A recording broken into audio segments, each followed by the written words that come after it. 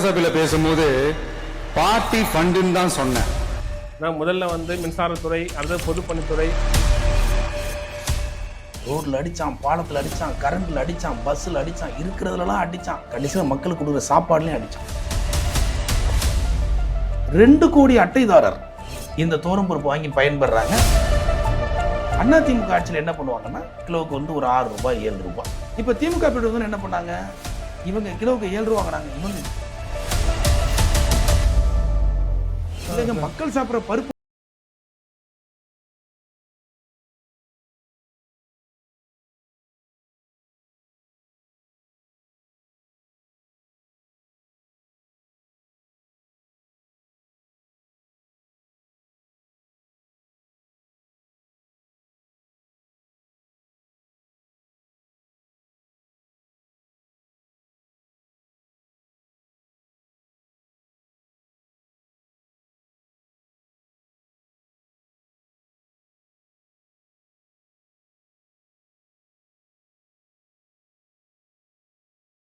எத்தனை கோடி ஊழல், எத்தனை லட்சம் கூடல். இப்போ மக்கள் என்ன சொல்லணும், ஓட்டு கேட்டு வர திமுக காரனை பார்த்து, நீ கை வச்சது பருப்பு, அதனால உன் மேல எனக்கு வெறுப்பு, ஓட்டு கேட்டு வந்தினா பிஞ்சிரும் செருப்பு. இதுதான் இடைத்தேர்தலில் மக்களுடைய தாரக மந்திரமா இருக்கும். வெற்றி நேயர்களுக்கு வணக்கம். இது வெற்றி களம். நான் உங்கள் ராஜீவ்காந்தி. இன்று நம்முடைய ஸ்டுடியோவுக்கு சிறப்பு விருந்தினராக ஏற்கனவே நமக்கு மிகவும் பரிச்சயமான முதன்மை கப்பல் பொறியாளரும் தவிக்க பிரமுகருமான திரு ஆர் சிங்கார வடிவேலன் சார் அவர்கள் வந்திருக்காங்க. நேரடியாக அவர்கிட்ட பேசிடலாம். வணக்கம் சார். வணக்கம். நான் முதல்ல மின்சாரத்துறை, அடுத்தது பொதுப்பணித்துறை, இந்த இரண்டிலும் நடந்த ஒரு மாபெரும் ஊழலை வெளில கொண்டு வந்திருக்கோம். அதற்கு எல்லா தரப்பிலிருந்தும் கூட பெரிய வரவேற்பு கிடைச்சிருக்கு. உங்களுக்கு எப்படி சார் இருந்துச்சு வரவேற்பு? அனைத்து கட்சியை சார்ந்தவங்களும் ஃபோன் அடித்து ரொம்ப நல்லா பண்ணிடுறீங்க அப்படின்னாங்க. இன்னும் திமுகவிலேயே நிறைய பேர் சொன்னாங்க ரொம்ப நல்லா இருக்குது, இது கண்டிப்பாக மக்கள்கிட்ட எடுத்துகிட்டு போக வேண்டிய ஒரு விஷயந்தான் அப்படின்னு சொல்லி ரொம்ப பாராட்டினாங்க. போன வீடியோவில் முடியும் போது சொல்லியிருந்தீங்க உணவுத்துறையிலையும் ஒரு மிகப்பெரிய முறைகேடுலாம் நடந்திருக்கு அப்படின்ட்டு. எங்களுக்கு பயங்கர அதிர்ச்சி. ஏன்னா உணவுத்துறையில் என்ன நடக்க முடியும்? ஏன்னா முன்ன மாதிரி இல்லாமல் இப்போ ரேஷன் கடையிலலாம் பயோமெட்ரிக்லாம் கொண்டு வந்துட்டாங்க. நீங்கள் கருவிலிலாம் சோதனை கொண்டு வந்துட்டாங்க. அப்புறம் கை விரைக வச்சா தான் நீங்கள் பண்ணணும் அப்படிங்கிற மாதிரி கொண்டு வந்துட்டாங்க. அப்போ ரேஷனில் என்ன சார் முறைகேடு நடந்திருக்க முடியும்? இன்றைக்கி ரேஷன் கடையில் பொருள் வாங்குறவங்க பார்த்தீங்கன்னா சாதாரண அடித்தட்டு மக்கள் தான். இன்றைக்கி ஒரு மிடில் கிளாஸ் ஃபேமிலி கூட அங்கே போய்ட்டு பொருட்களை வாங்குறது இல்லை. ஆனால் அந்த அடித்தட்டு மக்கள் அதையே நம்பி வாழ்கிறவங்க இருக்கிறாங்க. கிராமங்களில் அந்த 100 நாள் வேலை திட்டத்தில் வேலை செய்கிறவங்க, எளிய மக்கள், குறைந்த ஊதியம் பெறுறவங்க, அவங்களுக்கு இது பெரிய காட் கிஃப்ட் மாதிரி. இது உலக சுகாதார நிறுவனம் ஒரு அறிக்கை ஒன்று தாக்கல் பண்ணுறாங்க. இந்தியாவில் வளர்ந்துட்டு வர்ற குழந்தைகள், சின்ன குழந்தைகள் எல்லாரையும் ஒரு ஆய்வு பண்ணிவிட்டு அவங்களுக்கெல்லாம் புரோட்டீன் டெஃபிஷியன்சி இருக்குது, புரத குறைபாடு இருக்குது, இதை நிவர்த்தி பண்ணணும்னு சொல்லி ஒரு அறிக்கை கொடுக்குறாங்க. இது உலக நாடுகள் பல நாடுகளில் இருக்குது.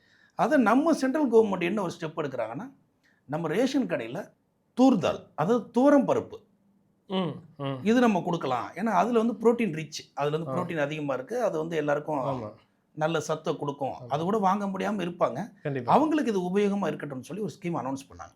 எல்லா ஸ்டேட்டுமே அதை இம்ப்ளிமெண்ட் பண்ணுறாங்க. அதுபடி என்ன நடக்குது அப்படின்னா, ஒரு கிலோ பப்ளிக் 30 ரூபா கொடுத்து வாங்கிப்பாங்க. அது வெளியில் என்ன மார்க்கெட்டில் என்ன விலையாக இருந்தாலும், ஏன்னா விலை ஏற்றம் இறக்கம் இருக்கும். தோரம் பருப்புடைய விளைச்சலுக்கு ஏற்ற மாதிரி அது அதிகமாக விளைஞ்ச விலை கம்மியாக இருக்கும், கம்மியாக விளைச்சல் இருந்தால் விலை அதிகமாக இருக்கும். இது ஜென்ரல். அப்போ அது என்ன விலை விற்றாலும் பப்ளிக்கிட்ட 30 ரூபா வாங்கணும் கிலோவுக்கு அப்படிங்கிற மாதிரி பண்ணி மிச்ச அமௌண்ட் இருக்குல்ல, ஒரு பெரிய டிஃப்ரென்ஸ் வரும். இன்றைக்கி தோரம் பருப்பு 100 ரூபா கிலோ விற்கிது, 100 ரூபாய்க்கு வாங்கி கவர்மெண்ட் சப்ளை பண்ணுது அப்படின்னா 30 ரூபா பப்ளிக் கொடுத்துருவாங்க. பாக்கி 70 ருபீஸை சென்ட்ரல் கவர்மெண்ட் கொடுத்துரும் ஒரு கிலோவுக்கு. இப்போ உதாரணத்துக்கு தமிழ்நாட்டில் 2 கோடி அட்டைதாரர் இந்த தோரம்பருப்பு வாங்கி பயன்படுறாங்க. எவரி மந்த் கவர்மெண்ட் விடுற டெண்டர் பார்த்தீங்கன்னா 20,000 மெட்ரிக் டன். அப்படின்னா 2 கோடி கிலோவுக்கு எவரி மந்த் டெண்டர் விடுவாங்க. அது சம்டைம் என்ன பண்ணுவாங்கன்னா 60,000 டன்னு, அப்படின்னா 3 மாதத்துக்கு சேர்த்து விடுவாங்க. மாத கணக்கு 20,000 டன்னு. இது பப்ளிக்கிட்ட வாங்குறது 30 ரூபா, ரிமைனிங் கவர்மெண்ட் கொடுத்துருது. இதுலேருந்து கடந்த எடப்பாடி பீரியடில் அதிமுக ஆட்சியில் என்ன பண்ணுவாங்கன்னா, பார்ட்டி ஃபண்டுன்னு கிலோவுக்கு ஒரு பெரிய அமௌண்ட் வச்சுருவாங்க. கிலோவுக்கு ஒரு 6 ரூபாய் 7 ரூபாய்.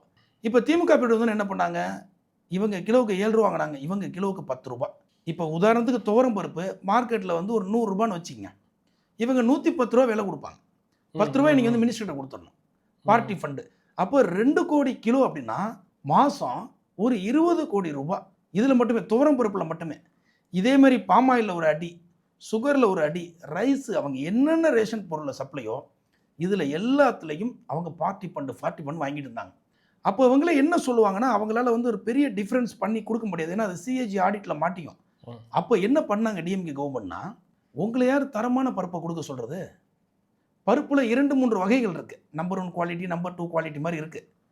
அப்போ என்ன பண்ணுவாங்க, நீங்கள் வந்து நம்பர் 1 குவாலிட்டியை சாம்பிள் கொடுங்க எங்களுக்கு, ஆனால் நீ சப்ளை பண்ணுறது நம்பர் 3 சப்ளை பண்ண பப்ளிக்கு.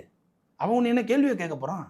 அவன் அன்றாடம் காய்ச்சி ஏழை எளிய மக்கள், அவனுக்கு வந்து இது போதும், அவன் கொடுக்குற 30 ரூபாய்க்கு இது போதும் அப்படின்னு யார் டிசைட் பண்ணுறது? இங்கே உள்ள ஸ்டேட் மினிஸ்டர் டிஎம்கே பீரியடில் மக்களை பற்றி சிறிதும் கவலை கொள்ளாமல், இதை நான் உங்களுக்கு ஆதாரத்தோடு எக்ஸ்பிளைன் பண்ணுறேன். இப்போ கவர்மெண்ட் கொடுக்குற விளம்பரம் வந்து இப்படி தான் பேப்பரில் விளம்பரம் கொடுத்துருவாங்க. எங்களுக்கு வந்து ஒரு 60,000 டன் வேணும், எங்களுக்கு நீங்கள் சப்ளை பண்ணுங்க, இந்த மாதிரி ஃபஸ்ட்டு விளம்பரம்லாம் கொடுத்துருவாங்க சப்ளைக்கு. இது வந்து தமிழ்நாடு ஸ்டேட்டு, இதே மாதிரி கர்நாடகா ஸ்டேட், எல்லா ஸ்டேட்லையுமே கொடுப்பாங்க. எல்லா ஸ்டேட்லையுமே இப்படி தான் டெண்டர் போடுவாங்க.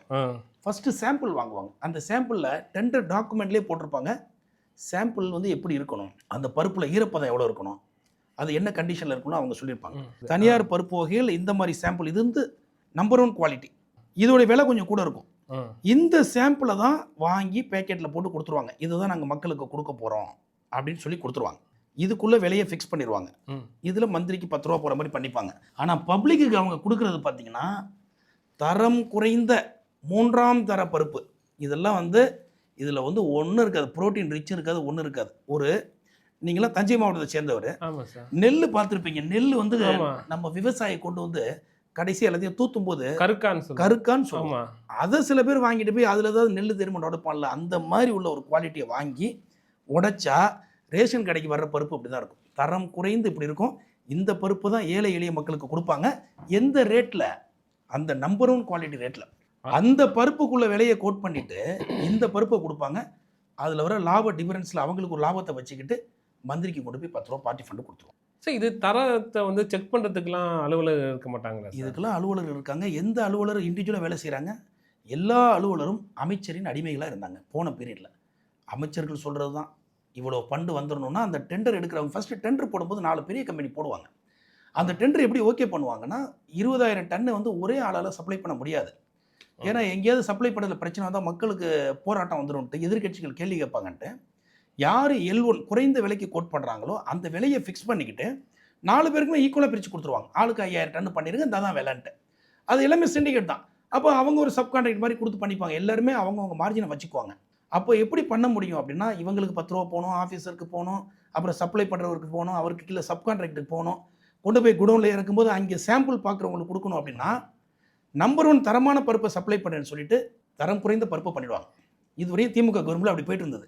இன்றைக்கி ரா மெட்டீரியலோட விலை, இப்போ இந்த ரா மெட்டீரியல் இருக்குல்ல, இது உதாரணத்துக்கு இப்போ ஒரு மில்லில் உடைக்கணும் அப்படின்னா ஒரு 1000 கிலோவை வாங்கி நீங்கள் மில்லில் கொடுத்து எனக்கு உடைச்சி பருப்பாக கொடுங்க அப்படின்னா அது 750 கிலோ வரும். 250 கிலோ வேஸ்டேஜ். அந்த தோல் 2 உடையும் அதெல்லாம் இருக்குது வேஸ்டேஜ். அது வந்து கோழி தீவனத்துக்கு போயிடும். இப்போ நார்மலாக ஒரு மில்லில் உடைக்கணும்னா இதுதான் கூலி. நம்ம 1000 கிலோ கொடுத்தா 750 கிலோ பருப்பு வந்துடும். அந்த வேஸ்டேஜ் தான் அவங்களுக்கான கூலி.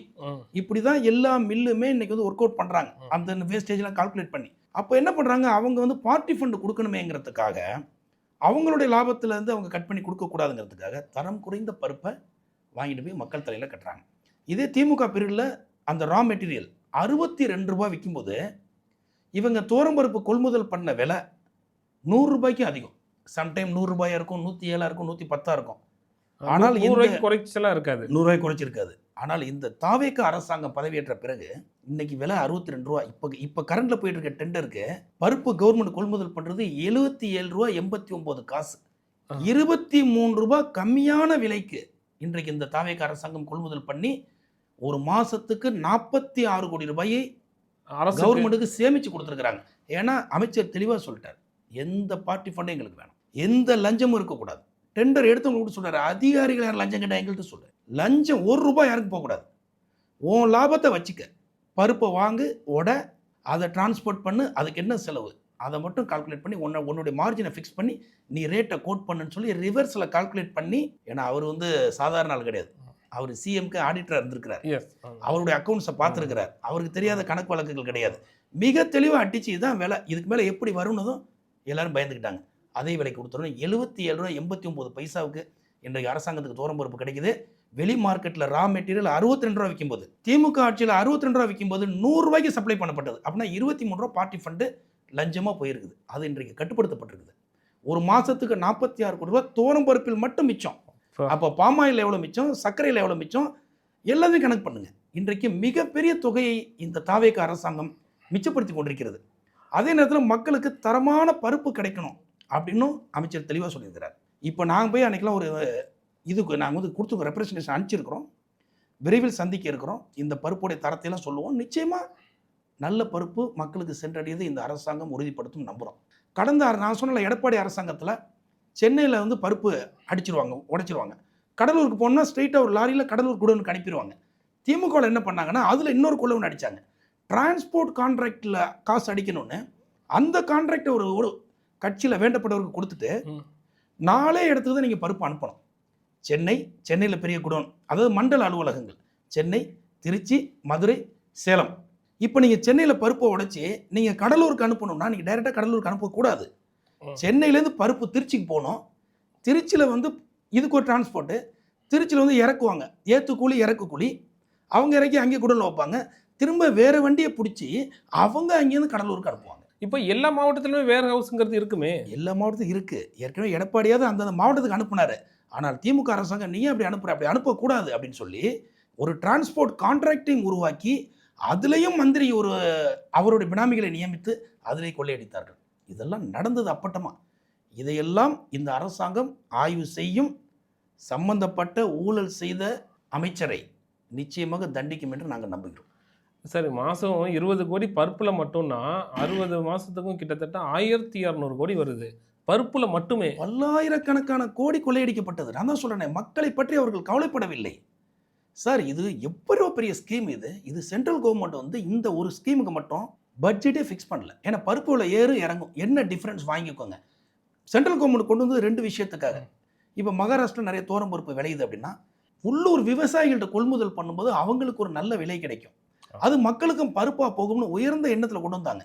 ஆனால் இந்த அமைச்சர் என்ன பண்ணுவார்னா வெளிநாடு பருப்புகளை இறக்கக்கூடாதுன்னு சென்ட்ரல் கவர்மெண்ட் சொல்லியிருந்தாங்க. இவங்க மொசாம்பிக், பர்மா இந்த மாதிரி இடங்கள்ல கழித்து கட்டப்பட்ட 3ஆம் தர பருப்புகளை இறக்கி இங்கே மக்களுக்கு உடைச்சு கொடுத்தாங்க. இங்கே உள்ள விவசாயிகளும் இந்த திமுக அரசாங்கத்தால் பயன்பெறவில்லை, மக்களும் பயன்பெறவில்லை. புரதம் குறைந்த 3ஆம் தர பருப்பு தான் மக்களுக்கு விநியோகிக்கப்பட்டது. இதெல்லாம் மக்களுக்கு நம்ம எடுத்து சொல்லணும். உங்கள் சேனல் கண்டிப்பாக எடுத்து சொல்லணும். இடைத்தேர்தலில் திமுக காரன் போகும்போது மக்கள் கேட்கணும், பருப்பை சொல்லியே கேட்கணும். எப்படி போன தடவை வந்து எலெக்ஷனில் மரியாதைக்குரிய தலைவர் இன்றைய முதலமைச்சர் சொன்னாங்க, திமுக ஒரு தீய சக்தின்னு ஒரு ஸ்லோகமே வந்தது. ஓம் சக்தி பராசக்தி, திமுக ஒரு தீய சக்தின்னு. அது மாதிரி இப்போ மக்கள் என்ன சொல்லணும், ஓட்டு கேட்டு வர திமுக காரனை பார்த்து, நீ கை வச்சது பருப்பு, அதனால் உன் மேலே எனக்கு வெறுப்பு, ஓட்டு கேட்டு வந்தினா பிஞ்சிரும் செருப்பு, பருப்பு வெறுப்பு செருப்பு. இதுதான் இடைத்தேர்தலில் மக்களுடைய தாரக மந்திரமாக இருக்கணும். இதை நான் தயவு செய்து மக்களை கேட்குறேன். அடித்து விரட்டணும் இந்த திமுக காரனை. நீங்கள் சாப்பிட்ற சாப்பாட்டில் கை வைத்தவர்கள் இவர்கள். மனிதன் எதுக்கு உழைக்கிறான்? சாப்பாடு உழைக்கிறான். அந்த சாப்பாட்டில் போடுங்கிறான் பல்லாயிரம் கோடி. இதையெல்லாம் தோண்டி துருவி அரசாங்கம் நடவடிக்கை எடுக்கும் என்று நாங்கள் ஆணித்தரமாக நம்புகிறோம். எனக்கு எப்படி இந்த விஷயங்கள் தெரியும்னா, தமிழ்நாடு கவர்மெண்ட்டுக்கு நானும் சப்கான்ட்ராக்டாக டிஎம்கே பீரியடில் சப்ளை பண்ணியிருக்கேன். பல கோடிகளுக்கு பருப்பு வாங்கி கொடுத்துருக்கேன். நான் மும்பையில் இடிஜின்னு ரொம்ப பெரிய மில்லு, அவங்கள்ட்ட தரமான பருப்பு வாங்கி தருவேன். அப்போ நான் போய் தரமான பருப்பு இறக்குவேன், இன்னொரு கான்ட்ராக்ட் மட்டமான பருப்பு இறக்குவான். என்னையை கூப்பிட்டு கேள்வி கேட்பாங்க. அன்னைக்கு மந்திரியுடைய உதவியாளராக இருந்த ஒரு பேர் திரு, அவர் உடனே கால் பண்ணுவார் எனக்கு, உங்களே இருங்க அந்த பருப்பு வாங்கி கொடுக்க சொன்னது அப்படின்னு. ஏங்க நல்ல பருப்பு தான் வாங்கி கொடுத்தேன். நீ வாங்கி கொடுக்குற, அப்புறம் அடுத்த வண்டி எதிர்பார்ப்பாங்கல்ல. நீ அடுத்த மாதம் டெண்டர் எடுக்க மாட்டேன், அடுத்த மாதம் எடுத்தவன் வந்து வேறு பருப்பை கொடுப்பான். அப்போ எங்கள்கிட்ட வந்து நிற்பான், ஒன் ஏரியா சப்ளை பண்ண சொல்லுது. இல்லைங்க, மக்கள் சாப்பிட்ற பருப்பு நல்லா இருக்குமேனு என் லாபத்தை குறைச்சிட்டு வாங்கி கொடுத்தேன். உன் பொது சேவையை நீ போய் தனியாக பண்ணிக்க, கவர்மெண்ட்டுக்குள்ள வராத. இப்படி என்னை எச்சரித்தார்கள். தரமான பருப்பு கொடுக்கப்பட்டதற்காக நான் எச்சரிக்கப்பட்டேன். அப்புறம் பார்த்தேன், நான் இதே மாதிரி கப்பல் தொழில் மாதிரி எதுவும் தொந்தரவு பிடிச்ச தொழிலாக இருக்கேன்னு நானே அந்த தொழில் வேணால் நிப்பாட்டிக்கிட்டேன். நேர்மையாக தொழில் பண்ணவே முடியாத திமுக கவர்மெண்ட்டில் நல்ல பருப்பு கொடுக்கணும்னு ஆசைப்பட்டால் கொடுக்க முடியாது. சார் பொதுவாகவே இந்த ரேஷனில் வந்து நம்ம ஒரு பொருள்லாம் வாங்குறாங்கல்ல, அரிசி பருப்பு எல்லாம் வாங்குறவங்களுக்கு வந்து அந்த தரம் வந்து கொஞ்சம் குறைவாக இருக்கும் வெளி மார்க்கெட்டில் வந்து நம்ம வாங்குறத விட. அப்போ அந்த மக்கள் என்ன நினச்சிப்பாங்கன்னா, ஓ இவங்க வந்து மொத்தமாக அரசு வாங்கும்போது விலை குறைத்து வாங்குறதுனால தான் ஒரு வேளை தரம் வந்து கம்மியாக இருக்கும் அப்படின்னு நினைப்பாங்க. ஆனால் நீங்கள் சொல்கிற பார்த்தா எல்லாமே சந்தை விலையை விட அதிக விலை கொடுத்து தானே வாங்கியிருக்காங்க. சார், திமுக அரசாங்கம் சந்தை விலையை விட கூட கொடுத்து தான் எல்லா பொருளையுமே வாங்கியிருக்குது. அது நம்ம பல்வேறு ஊழல் நம்ம சொல்லியிருக்கிறோம். இதுவும் அதே கதை தான். வெளி மார்க்கெட்டில் 100 ரூபாய்க்கு வாங்கி நல்ல பருப்பு கொடுக்குறத 110 ரூபாய்க்கு தேர்ட் குவாலிட்டி பருப்பை வாங்கி அதை உடச்சி மக்கள் தலையில் கட்டிட்டு இவங்க அதை காசு அடிச்சுட்டு சென்ட்ரல் கவர்மெண்ட்டில் ஃபண்டை வாங்கிட்டு போயிடுவாங்க. சென்ட்ரல் கவர்மெண்ட் ஃபண்டை இவங்க வீட்டுக்கு கொண்டு போயிட்டாங்க சார். அது வெளிநாடுகளுக்கு கொண்டு சொல்லப்பட்டிருக்குது. அப்பட்டமான ஊழல். மக்களை பாதிக்கிற அடிப்படை விஷயம் இந்த உணவுப் பொருள். இடைத்தேர்தலில் மக்கள் கண்டிப்பாக சட்டையை பிடிச்சி கேட்கணும், எனக்கு ஏன்டா அந்த மாதிரி துரோகம் பண்ணுன்னு கேட்கணும். ஏழைகளை எள்ளு கீரைகளாக நினைப்பவர்களை நம்ம வந்து மக்கள் பாடம் போட்டணும். இந்த திமுக அரசு 110 ரூபா கொடுத்து வாங்கின அந்த பருப்புங்கிறது கிட்டத்தட்ட ஒரு கோழி தீவனம் மாதிரி தானே இருக்குது. அதே தான். அவங்களை பொறுத்தவரை மக்கள் ஒரு கோழிகள். மக்கள் ஒரு மனிதனை அவங்க மக்களை பார்க்கல. விலங்குகளாகவும் பறவைகளாகவும் அவங்க ட்ரீட் பண்ணியிருக்காங்க. அதை பற்றி கவலைப்படல அவங்க. இது என்ன ஸ்கீமு, எதுக்காக இந்த ஸ்கீம் கொண்டு வரப்பட்டதுன்னு அவங்க பார்க்கல. இது ஒரு புரத குறைபாடு இருக்குது, புரோட்டீன் குறைபாடு இருக்குது இந்திய மக்களுக்கு, அதை சரி பண்ணணும்னு சொல்லி ஒரு உயர்ந்த நோக்கத்துக்காக கொண்டு வந்தால் அதோடைய அடிப்படை நோக்கத்தை சிதைத்து விட்டு அவங்களோட கஜானாவுக்கு அந்த பணத்தை கொண்டு போயிட்டாங்க. மிகப்பெரிய கண்டிக்கத்தக்க ஒரு பெரிய ஊழல் இது. இது வந்து நிச்சயமாக அரசாங்கம் தகுந்த தண்டனை கொடுக்கும். இல்லை சார், உணவுத்துறை அமைச்சர் சக்கரபாணி அவர்கள்ட்ட வந்து இதெல்லாம் கொண்டு போனீங்களா? அவங்க அங்கே அந்த பிஏ வந்து சொன்னது வந்து அவங்க நாலேஜோட தான் சொல்லியிருக்காரு. சார், அவங்களோட நாலேஜ் இல்லாமல் எப்படி சார் சொல்லுவார்? அமைச்சர் இருக்கார் திருன்ட்டு பிஏ, அவர் தான் இந்த இதை ஃபுல்லாக ஃபுட்டை பார்த்துக்கிட்டாரு. அவர் எப்படி அமைச்சர் இல்லாமல் தெய்வம் எப்படி சொல்லுவார்? அங்கே போகிற இன்ஸ்ட்ரக்ஷன் தானே இவங்க நம்மள்ட்ட சொல்கிறாங்க. ஏன் நீங்கள் அந்த மாதிரி கொடுக்குறீங்க நல்ல பொறுப்பு? நீங்கள் கொடுக்குறது மற்றவங்களால கொடுக்க முடியாது, அப்போ பிரச்சனை வரும். அந்த மாதிரி பண்ணாதீங்க. மற்றவங்க கொடுக்குற பருப்பு அவங்க எங்கே வாங்குறாங்களோ அதை நீங்கள் வாங்குங்க, அதை வாங்கி கொடுங்கன்றாங்க. இந்த ஒரு பக்கம் திமுக அரசு வந்து நாங்கள் நலத்திட்டங்கள்லாம் அவ்வளோ கொண்டு வந்தோம், இவ்வளோ கொண்டு வந்தோம், அதை பண்ணோம், இதை பண்ணோம்னு சொல்லிட்டு, இன்னொரு பக்கம் வந்து இவ்வளவு ஊழல் முறைகேடுகள் நடந்திருக்கு அப்படிங்கிறது கொஞ்சம் ஒவ்வொன்றா வெளியில் வரும்போது மக்களுக்கு வந்து பெரிய அதிர்ச்சியை ஏற்படுத்துது. இது இது வந்து எப்படி வந்து ஒரு ஒரு ஒரு ஷோ கேஸ் மாதிரி ஒரு ஒரு அரசு நடத்தப்பட்டிருக்கு இத்தனை நாளா அப்படிங்கிறது வந்து தெளிவாக தெரியுது. அது முக்கியமாக உணவுத்துறையில் இவ்வளோ பெரிய ஒரு ஊழல் வரும்னு யாருமே எதிர்பார்த்துருக்க மாட்டாங்களே. மக்களை திட்டமிட்டு ஏமாற்றி இருக்கிறார்கள். அவர்களை கேள்வி கேட்பதற்கு அன்று ஆள் இல்லை. இன்று ஒருவர் வந்துவிட்டார். இன்னைக்கு கூட தலைவர் கரூரில் தெளிவாக சொல்லிட்டாரு, ஊழல் பண்ணவங்க தப்பிக்க முடியாது. இன்றைக்கும் அந்த பார்ட்டி ஃபண்டை பற்றி சொல்லியிருக்கிறாரு. 1 by 1 வெளியில் வரும். ஒருத்தர் இப்போ சிங்கப்பூருக்கு ஓடின மாதிரி இன்றைக்கி நம்ம கிளப்பியிருக்கிறோம். இவர் அடுத்து இவர் இப்போ எந்த நாடு ஓட போகிறாருன்னு தெரியல. இது நிச்சயமாக நடவடிக்கை உறுதியாக இருக்கும். கண்டிப்பாக. ஏன்னா முதல்ல வேலு செந்தில் பாலாஜி எடுத்தீங்க, அவங்க 2 பேருமே இப்போ வந்து அப்ஸ்கானில் இருக்காங்க. வேலுவும் வெளிநாடு போயிட்டாரு. அடுத்து லஞ்ச ஒழிப்புத்துறை சோதனைன்னு வந்துச்சு. அடுத்து செந்தில் பாலாஜியும் பெரிய கேஸில் மாட்டியிருக்காரு. இப்போ அடுத்தது உணவுத்துறை அமைச்சர் சக்கரபாணி வந்து இது வரைக்கும் யாரும் சொல்லாத ஒரு பெரிய ஒரு ஊழலை நம்ம கொண்டு வந்திருக்கோம். ஆனால் இது வந்து எந்த அளவுக்கு வந்து போய் வந்து ரீச் ஆகும், அரசு வந்து என்ன நடவடிக்கை எடுக்கணும்னு நினைக்கிறீங்க? உறுதியாக எடுக்கும் அரசாங்கம். ஏன்னா அரசாங்கத்தை வந்து இப்போ தான் புதுசாக வந்திருக்கு. 1 by 1 10 பேர் சொன்னால் தான் அவங்களுக்கு தெரிய வரும். இதை நம்ம அரசாங்கத்துடைய கவனத்துக்கு கொண்டு போகிறோம். அதுக்கான ஆதாரத்தோடு நம்ம கொண்டு போய் புகார் கொடுப்போம். நிச்சயமாக அரசாங்கம் கண்டிப்பாக நடவடிக்கை எடுக்கும். சரி, பாரபட்சம் இல்லாமல் எடுக்கும். ஏன்னா நான் இதில் வந்து துறையை அப்சர்வ் பண்ணதுனால ஒவ்வொரு ஸ்டேட்லேயும் என்ன நடக்குதுன்னு அப்சர்வ் பண்ணுறேன். இதை வந்து இன்னும் வந்து ஆந்திராவில் பண்ணுற மாதிரி பண்ணால் இன்னும் செலவு குறையும். ஆந்திராவில் என்ன பண்ணுறாருன்னா சந்திரபாபு நாயுடு இதோடைய விலையை குறைக்கிறதுக்கு அவர் எந்த வியாபாரிகளையும் ஈடுபடுத்துவதில்லை. இந்த பருப்பை வாங்கிட்டோம்னா உடைக்கிறது யார்? மில்லு. அப்போ அவர் உடைக்கிறதுக்கு மட்டும் தான் டெண்டர் விடுறாரு. இப்போ நம்ம ஊரில் பல ஊரில் மில் இருக்கும். இப்போ மன்னார்குடியில் மில் இருக்குது, திருவாரூரில் மில் இருக்குது, தஞ்சாவூரில் மில் இருக்குது. அப்படின்னா இப்போ மன்னார்குடி ஏரியாவுக்கு ஒரு 500 டன் பருப்பு தேவைப்படுதுன்னா அவங்களுக்கு ஒரு 700 டன் அப்படி கால்குலேட் பண்ணி 500 டன் பருப்பு வரது எவ்வளோ தேவைப்படுமோ அதை மட்டும் அனுப்பி வச்சுருவார். அதை எங்கேருந்து வாங்குவார்னா சென்ட்ரல் கவர்மெண்ட்லேருந்து வாங்குவார். இப்போ எப்படி நம்ம வந்து நெல்லை விவசாயி எடுத்து கவர்மெண்ட் வாங்குதோ அதே மாதிரி தோரம் பருப்பே வாங்குது. சென்ட்ரல் கவர்மெண்ட் ஸ்டாக் வச்சுருக்கு, அவங்கக்கிட்ட வாங்கிக்குவார். அவங்க கவர்மெண்ட்டுடைய ரேட்டுக்கு கொடுத்துருவாங்க. அதை வாங்கி நேராக மில்லுக்கு கொடுத்துருவார். உனக்கு நான் 1000 கிலோ கொடுத்துருக்கேன், உடச்சா 750, அது ஃபிக்ஸடு கால்குலேஷன், ஃபிக்ஸடு 750 கிலோ. அதை நீ பருப்பை பேக் பண்ணி இவனுக்கு கொடுத்துரு. கூலிக்கு அந்த 250 கிலோ தூசு வருது இல்லை உடஞ்சது, அதுதான் அவனுக்கு கூலி, அதை நீ வச்சுக்கோ. அப்போ குறைந்த செலவில் இந்தியாவில் இம்ப்ளிமெண்ட் பண்ணுறது சந்திரபாபு நாயுடு. இதையெல்லாம் நாங்கள் அப்போ திமுக இருக்கும்போது நாங்கள் லெட்டர் அனுப்பியிருக்கோம், ப்ரொபோசல். இந்த மாதிரி ஒரு பிரில்லியண்டாக ஒருத்தர் பண்ணிகிட்டு இருக்காங்க. திமுக பண்ணுறத விட 30 ரூபா 40 ரூபா விலை குறைந்தது அவங்களுக்கு ஒரு கிலோவுக்கு.